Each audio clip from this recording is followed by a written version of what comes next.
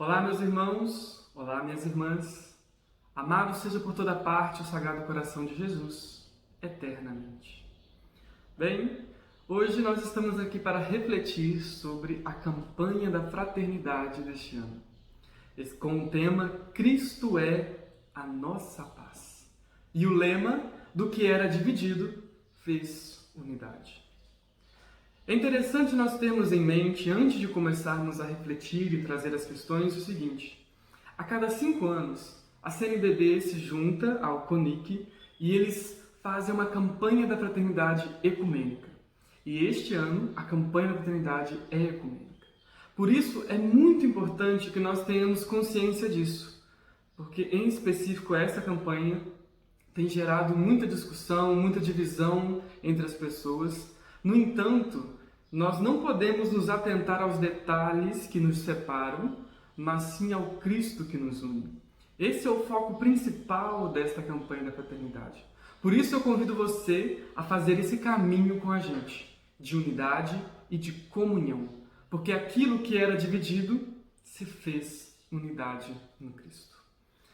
E a temática da campanha da fraternidade nos leva a refletir usando um texto bíblico. Um texto muito conhecido por nós, que é dos discípulos de Emaús. Ao longo do caminho, os discípulos de Emaús vão refletindo e vão se questionando, perguntando, mas o que aconteceu? Por que Jesus morreu? E então vem um peregrino e pergunta sobre o que eles estão conversando no caminho. E aí, fazendo uma analogia a nós, pessoas que estão refletindo sobre isso, nós devemos nos deixar interpelar por essa pergunta e nos perguntar sobre o que nós temos conversado ao longo do caminho. Nessa caminhada da nossa fé, em que nós somos esses discípulos de Emaús, será que somos nós capazes de perceber esse Cristo que caminha com a gente? Que caminha na nossa realidade, mesmo quando nós não conseguimos ver? Porque pode chegar um momento que Jesus fale para aqueles discípulos e fale para nós hoje. Como é que vocês podem ser tão sem inteligência para perceber todos os sinais? E aí Jesus mostra para aqueles discípulos, desde os profetas, as Escrituras, o que deveria acontecer. Eu pergunto se nós hoje somos capazes de fazer essa mesma leitura, essa leitura da realidade para colocar da vivência da nossa fé. E assim como os discípulos de Emaús, a campanha da fraternidade desse ano nos convida a encontrar caminhos de comunhão e fraternidade à luz do Evangelho. Com isso, a campanha da fraternidade normalmente traz 3 passos: o ver, o julgar e o agir. E assim, nós vamos refletir ao longo desse tempo. Hoje, em específico, nós vamos trabalhar a questão do ver. Ou seja, nós vamos debruçar sobre a realidade que está à nossa volta, trazendo questões, trazendo índices, trazendo aquilo que realmente está acontecendo, para que a partir disso a gente possa refletir, iluminar a situação e assim agir. Bem, aí nós trazemos os objetivos pontuais da campanha da fraternidade. Primeiro, redescobrir a força e a beleza do diálogo como caminho de revelação mais amorosa. Denunciar as diferenças violentas, praticadas e legitimadas indevidamente em nome de Jesus. Comprometer-se com as causas que defendem a causa comum, denunciando a instrumentalização da fé em Jesus Cristo que legitima a exploração e a destruição socioambiental. Contribuir para superar as desigualdades, animar o engajamento em ações concretas de amor ao próximo, promover a conversão para a cultura do amor como forma de superar a cultura do ódio, fortalecer a convivência ecumênica e interreligiosa, estimular o diálogo e a convivência fraterna como experiências humanas irrenunciáveis em meio a crenças, ideologias e concepções em um mundo cada vez mais plural. E, por fim, compartilhar experiências concretas de diálogo e convívio fraterno. Então, esses são objetivos pontuais que levam, que nos direcionam a entender aquilo que a campanha da fraternidade tem como objetivo e que nós também devemos ter como objetivo nas nossas vidas e na nossa vivência de fé. Então chegamos à nossa primeira parada, trocando impressões. Nesse primeiro momento, ainda seguindo a narrativa dos discípulos de Emaús, eles estavam tristes, eles estavam decepcionados, pois eles não entendiam o que estava acontecendo. Eu acho que isso se assemelha muito ao sentimento que nós estamos vivendo agora de tristeza, em decorrência dessa pandemia. O texto base da Campanha da Fraternidade trabalha muito em cima dessa questão da pandemia, porque ela mudou toda a nossa realidade. E interessante, quando nós olhamos nas estatísticas, o Brasil alcançou mais de 10% do número de mortes do planeta Terra por conta do Covid. Olha que interessante. Quanta dor espalhada, quanta morte, quanta ausência nas famílias. Isso muda muito a nossa realidade. E talvez nós estejamos andando tristes, assim como os discípulos de Emaús andavam, sem entender. E no meio de tudo isso, a campanha da Eternidade, ela ressalta uma coisa importante. Nos chama a atenção para as pessoas que usam desse tema, que usam dessa temática, para dizer que já estamos próximos do fim do mundo, trazendo uma ideia apocalíptica. No entanto, ela diz que não é assim. Isso é uma coisa que já aconteceu no mundo antes, que pode acontecer de novo, é parte da nossa história e que cabe a nós mudar e transformar isso que está acontecendo. Correr atrás da vacina, nos cuidar, é isso que importa. Não adianta dizer que é o fim do mundo e entregar as coisas, não. Na verdade, nós estamos ainda no início da criação, de um Deus que caminha com a gente, que nos mostra o mundo, que nos ensina, que nos leva a evoluir e a crescer e a amadurecer na fé. Não podemos nos prender a essa visão pessimista de que é o fim do mundo, porque não é. E aí, seguindo adiante, chega esse peregrino surpreendido de não saber o que está acontecendo. E aí eu pergunto, quantos de nós será que também não sabe realmente o que está acontecendo no mundo nesse momento? Por isso a campanha da fraternidade, ela vem trazer questões pontuais, vem trazer estatísticas que nos fazem refletir e entender um pouco mais daquilo que está acontecendo no nosso mundo hoje. Fraternidade e diálogo. No Brasil, a pandemia escancarou as desigualdades e a estratificação racial, econômica e social. Cenas de valas comuns sendo abertas, por exemplo, em Manaus, chocaram, mas não o suficiente para as pessoas mudarem seus hábitos e comportamentos. A resistência ao isolamento social, tanto por parte do governo quanto de uma parcela significativa da sociedade, expôs o quanto ainda precisamos amadurecer quando o assunto diz respeito à empatia e ao amor em relação ao próximo. O retorno do Brasil ao mapa da fome, o desemprego massivo, o aumento de pessoas em situação de rua, a cultura da violência contra as mulheres, as pessoas negras, indígenas e pessoas LGBTQI+, foram expostas ainda mais nesse contexto de pandemia. Isso nos faz perceber como é difícil o diálogo e principalmente se compadecer pelo outro, pela dor do outro, pelo sofrimento do outro, por aquilo que a pessoa passa. E o interessante é que a cruz, crucificar alguém, não é resposta para nada, não soluciona nada. Na época de Jesus, o Império Romano usava a morte de cruz como forma de manter a paz entre as pessoas. No entanto, a gente sabe que não é paz de verdade, é medo. Será que hoje nós, com discursos politicamente corretos, religiosamente perfeitos, nós não estamos colocando pessoas que estão à margem da sociedade, que são os que sofrem diariamente preconceito, na cruz? Será que nós não estamos sendo como o Império Romano que crucifica Jesus por ele não se enquadrar no ideal de sociedade? Será que nós não fazemos o mesmo com essas pessoas? Por nós não entendermos o porquê, como se dá, por que elas sentem assim, por que elas vivem assim, nós simplesmente a excluímos e a crucificamos para colocar no pedestal um ideal de paz que, no fundo, se baseia apenas no ódio, se baseia na insegurança pessoal, se baseia numa ideia de privilégios, numa ideia de que somos melhores do que os outros. E olha que interessante. As pessoas às vezes reagem à situação de pobreza e insegurança, e a reação muitas vezes se torna luta de fragilizados contra outros fragilizados por emprego, por lugar, por posição.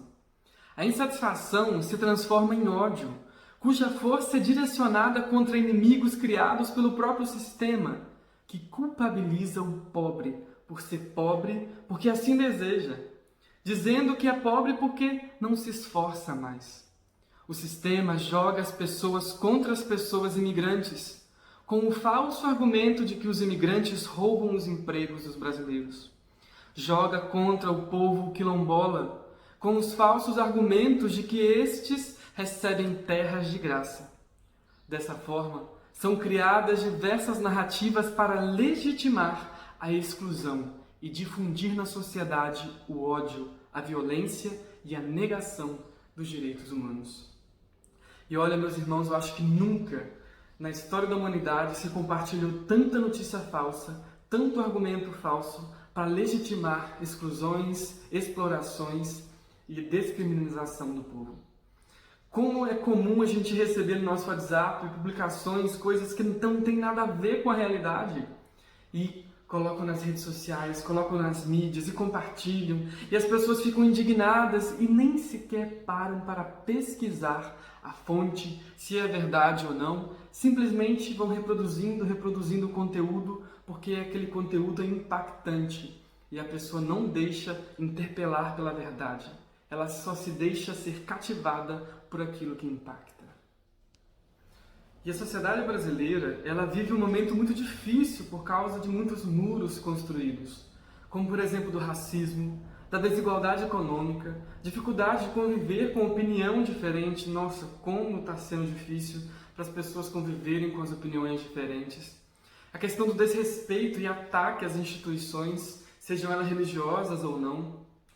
Estamos em situações limites como essa, na busca de um refúgio, e recorre-se muitas vezes ao sagrado. A religião torna-se uma possibilidade de segurança. A fé pode significar proteção. Mas aí nós temos que tomar muito cuidado para não transformar a fé que nos protege na fé que ataca, que decide legislar por sobre os outros. E aí a campanha da fraternidade vem nos trazer também alguns dados, coisas concretas para que nós tenhamos consciência daquilo que está acontecendo à nossa volta.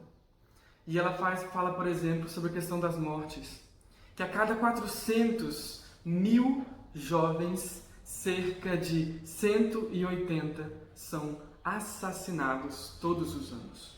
E desses assassinados, 75% deles são negros. Também, quando nós chegamos no assassinato de mulheres, 4.519 mulheres foram mortas no ano de 2018. Destas, 68% eram negras. Interessante a gente perceber isso, por exemplo, agora na pandemia as coisas se acirraram ainda mais. Tanto é que, por exemplo, na cidade de São Paulo, teve um registro do dobro de casos de agressão dentro de casa das mulheres. Olha que interessante. Nesse momento em que era para as famílias se unirem ainda mais, dobrou o nível da agressão reportado, à polícia. Imagina então quantos que nem chegam até a polícia, quantos que acontecem e ficam em silêncio.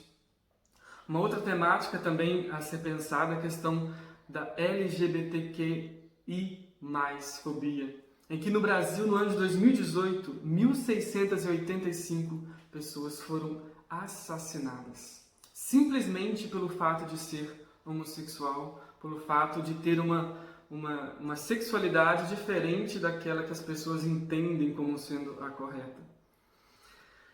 Meus irmãos, é difícil. Como é difícil entender a realidade do outro.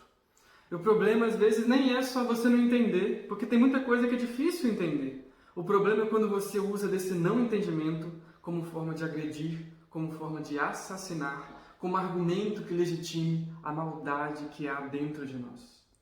Um outro dado também muito relevante, que diz respeito à natureza. Primeiro, nós olhamos vários e vários acidentes não naturais referentes à natureza, como, por exemplo, nós temos Brumadinho, né, com as empresas, quando nós temos o Rio Doce, empresas que, em busca de dinheiro, colocam as riquezas, colocam produção acima da vida humana. E aí nós vemos como isso afeta diretamente nas mortes das pessoas, como afeta indiretamente na qualidade de vida daqueles que continuam a seguir seu caminho. Por exemplo, entre 2018 e 2019, houve um aumento de 29,5% no desmatamento da Amazônia.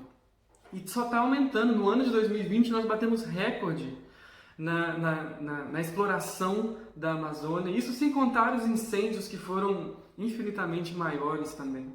Isso é algo que nós não podemos parar de pensar sobre.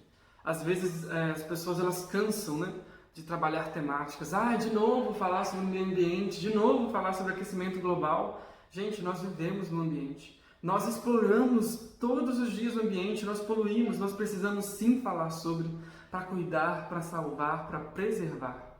Quando nós cuidamos bem da criatura, da criação, nós cuidamos também do Criador, em sinal de respeito, em sinal de amor.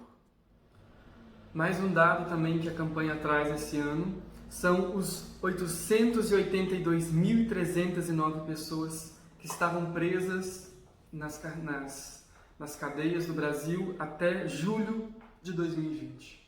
Olha quanta gente, quase 1 milhão de pessoas presas. Isso, gente, não mostra só pessoas que trazem maldade no seu coração, que gostam mesmo de assassinar e etc., mas mostra uma grande maioria de pessoas vítimas de um sistema, que falta de política pública, falta de oportunidade. Porque se a gente parar para pensar quantas e quantas pessoas que roubam milhões e milhões e milhões, que não estão nesse número aqui de pessoas presas, porque elas têm um colarinho, porque elas têm imunidade política, porque elas têm influência.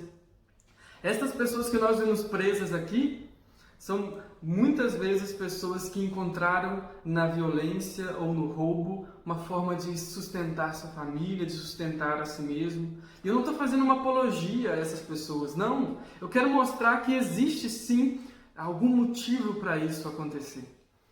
Existe falta de estrutura, falta das políticas públicas, falta de uma coisa que faça com que essas pessoas encontrem um caminho desde cedo. E o quanto será que nós também não temos de responsabilidade quanto a essas pessoas que não encontram o seu caminho nesse mundo? Que nós possamos, ao olhar para essas pessoas, buscar estruturar elas dentro da sociedade e não julgar ainda mais e não recriminar ainda mais. Há sim a possibilidade de que essas pessoas encontrem um caminho. Durante a Quaresma, o responso que nós fazemos na liturgia das horas, todos os dias, durante os 40 dias, é o seguinte: por minha vida, diz o Senhor, não quero a morte do pecador, mas que ele volte e tenha vida. Olha que interessante. Eu não quero a morte do pecador, eu quero que ele volte e tenha vida. É isso que nós devemos insistir, é isso que nós devemos desejar, que estas pessoas voltem à vida, que essas pessoas voltem à sociedade construindo um mundo melhor. E não é só desejar que vai resolver, mas é agir, tentar e transformar esse contexto. E é possível, porque para Deus, nada é impossível. Então que nós, meus irmãos, trabalhemos juntos para que esta sociedade se transforme, que possamos nós construir mais pontes e menos muros, que possamos nos atentar mais ao Cristo que nos une, ao invés dos detalhes ínfimos que nos separam. Por fim, meus irmãos, nós trazemos mais uma vez a temática do respeito, o respeito ao diferente. Essa primeira parte de hoje termina assim: tanto para o negro quanto para um povo indígena, a sua religiosidade tradicional significa resistência e é fonte de vida. Sempre que alguém, em nome da fé cristã, incentiva o ataque a estas tradições, está rompendo com um projeto de paz que representa a fé em Jesus Cristo.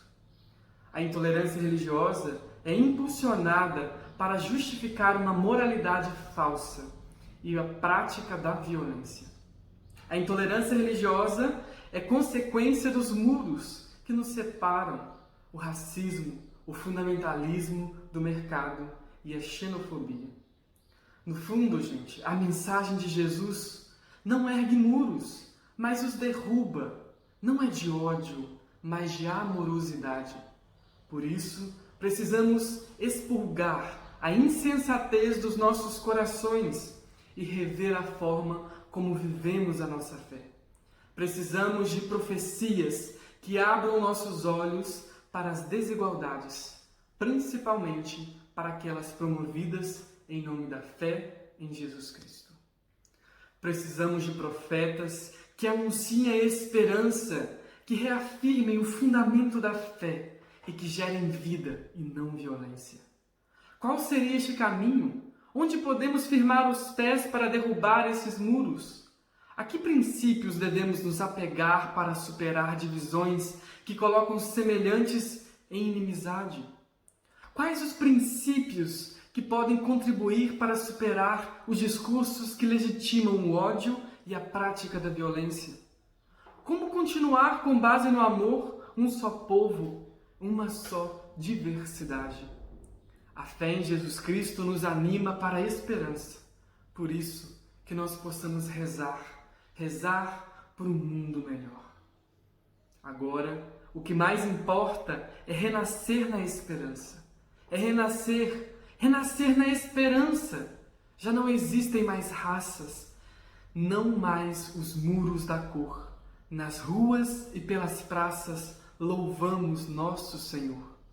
E já não valem as classes com tristes separações.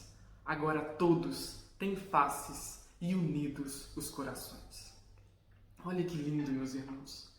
Que possamos nós um dia alcançarmos esta unidade de povos. Parar com essa diferença de classes, diferenças de ideias, diferenças de tudo aquilo que a gente acha que não é igual a nós. Que possamos nos unir, que possamos viver felizes naquilo que o Cristo prega para nós como paz. Não como a paz romana, não como a paz do medo, mas a paz que é fruto do amor entre os irmãos. Tendo em vista o quão polêmica essa modernidade tem sido, dividindo opiniões, eu deixo com vocês uma fala do cardeal Dom Odilo Scherer, representando oficialmente aquilo que a Igreja vê, aquilo que a Igreja entende e aquilo que a Igreja se posiciona. Não deixe que outras pessoas, inclusive padres, digam coisas diferentes disso que Dom Odilo Scherer diz, daquilo que a Campanha da Fraternidade diz, que a CNBB diz e que o Papa Francisco diz. Nós estamos atrelados à figura de Cristo e só Ele pode ser nosso exemplo, só Ele pode ser essa mensagem de amor e de unidade. Por isso, assistam agora esse vídeo para que a gente possa entender um pouquinho melhor e estar aberto àquilo que a Campanha da Fraternidade desse ano ecumênica tem a nos dizer e a nos ensinar. Olha, a Campanha da Fraternidade é uma grande iniciativa da Igreja no Brasil, dos anos 60 para cá.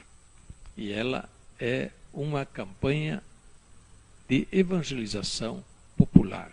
Durante a Quaresma, sempre se aborda um aspecto da dimensão social da nossa fé.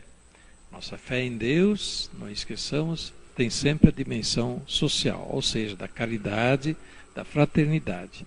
Sem a fraternidade, nossa fé em Deus pode estar sendo vazia, pode ser vazia.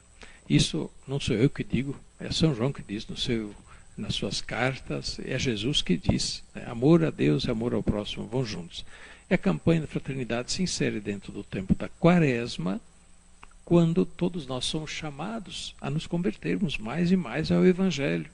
Convertei-vos e crede no Evangelho. Então, a campanha de fraternidade, todos os anos, propõe um tema. Normalmente é a CNBB, né, tem uma comissão da CNBB que prepara os textos, é o Conselho Pastoral da CNBB que aprova o texto quando a campanha é promovida pela CNBB. De 5 em 5 anos, a campanha da fraternidade é promovida de forma ecumênica. Isso foi um pedido, foi aceito e foi uma ideia importante, envolvendo outras igrejas cristãs, não somente a católica, na promoção da campanha da fraternidade. Este ano, a campanha deste ano é promovida de forma ecumênica. O texto base não foi preparado pela CNBB, foi preparado pelo Conselho Nacional de Igrejas Cristãs, CONIC, do qual também faz parte a Igreja Católica no Brasil, CONIC, Conselho Nacional de Igrejas Cristãs. Então, o texto base é importante porque ele dá, digamos, a reflexão básica sobre o tema e ajuda a reflexão da campanha da fraternidade ao longo da Quaresma. Neste ano, antes que a Quaresma inicie, nós já estamos aí com uma polêmica em torno do texto base. Eu acho que essa polêmica precisa baixar um pouco a fervura. Acho que ela está movida, essa polêmica, por um monte de preconceitos. É anti-ecumênica, essa polêmica. Ela está movida por paixão anti-ecumênica. Por outro lado, movida por acusações infundadas contra a CNBB, contra a Conferência Nacional dos Bispos do Brasil, infundadas. Enfim, é uma polêmica também marcada por polarização ideológica. Acusa de ideologia de um lado, mas comete o mesmo erro de posição ideológica oposta, dura, fechada. Ora, tudo o que não precisa numa campanha da fraternidade ecumênica. Quando o objetivo justamente é aproximar as igrejas, é promover uma iniciativa boa juntos, nos aproximar mais. Cristo é nossa paz. Perdeu o seu foco, essa crítica que se está fazendo à campanha da fraternidade, fica lá comentando umas frases e cai lá. Esqueceu o foco. Esqueceu o foco. Cristo é nossa paz.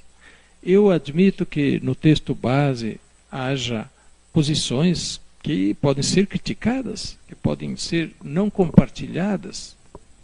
Eu posso fazer as minhas observações sobre questões que talvez eu não diria desse modo, mas, pelo amor de Deus, o foco é outro. O foco é outro. Então, Socorro, você pode criticar, sim, fazer as suas observações, mas com base. Mas não esqueça a campanha da fraternidade, não esqueça o objetivo, não esqueça o tema, não esqueça o lema da campanha da fraternidade. É isso. Não é quem escreveu da campanha da fraternidade que deve ficar no centro da campanha da fraternidade. Quem escreveu o texto base da campanha, que eu talvez não estou de acordo com uma série de questões, não é isso que deve se tornar o centro da campanha da fraternidade. No fundo, será que essa polêmica toda tem a finalidade de querer enterrar a campanha da fraternidade? Será? É o que a gente tem que se perguntar.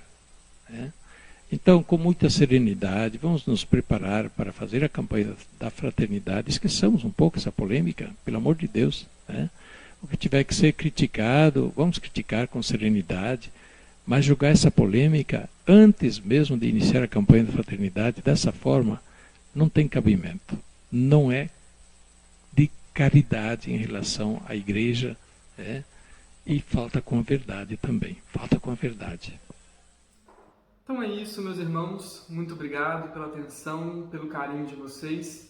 Amanhã nós continuamos com mais um dia, mais o segundo passo. Amanhã vai ser o passo do julgar, do iluminar, a nossa segunda parada. E pedimos a bênção de Deus sobre nós, em nome do Pai, do Filho e do Espírito Santo. Amém.